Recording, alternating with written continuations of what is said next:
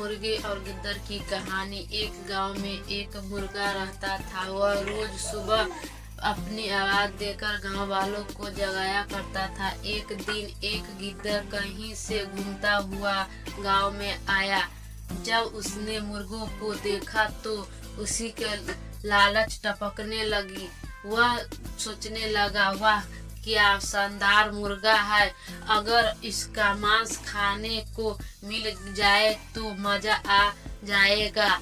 वह तरकीब सोचने लगा है ताकि किसी तरह मुर्गों को दबोच कर पेट पूजा कर सके।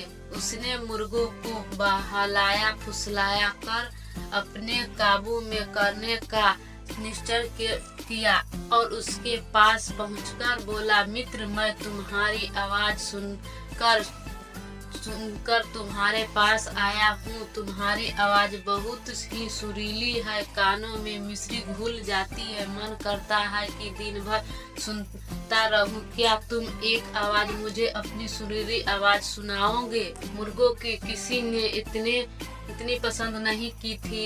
वह गिद्दर की बात सुनकर मुर्गा खुशी से फूल नहीं समाया और उसे अपनी आवाज सुनाने के लिए जोर जोर से कुकरू करने लगा।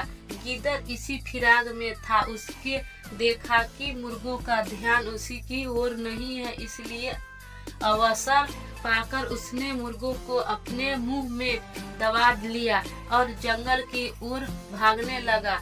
जब वह जंगल की ओर भागा रहा था, उस समय गांव वालों की दृष्टि उस पर पड़ा। लाठी लेकर उसने मारने के लिए दौड़े। गिद्दर डर से मारे और तेजी से भागने लगा। मुर्गा अब तक उसके मुंह में दबा था। तब तक उसने चुलूर से चक्कर निकालने का एक उपाय सोच लिया था। वह भागते हुए गिद्दर से, देखो गिद्दर भाई, एक गांव वाले मेरे कारण तुम्हारे पीछा कर रहे हैं। वे तो अब तुम्हारे पीछा करना छोड़ेगा जब तुमने कहोगी कि मैं तुम्हारा हूँ। उसका नहीं, ऐसा करो तुम उन्हें बोल दो। पटक बोलने के लिए अपने मुंह खोल लिया, लेकिन जैसे ही उसने मुंह खोला मुर्गा उड़ गया और गांव वालों के पास चला गया। इस तरह अपनी चालाकी से उसने अपनी जान बचाई।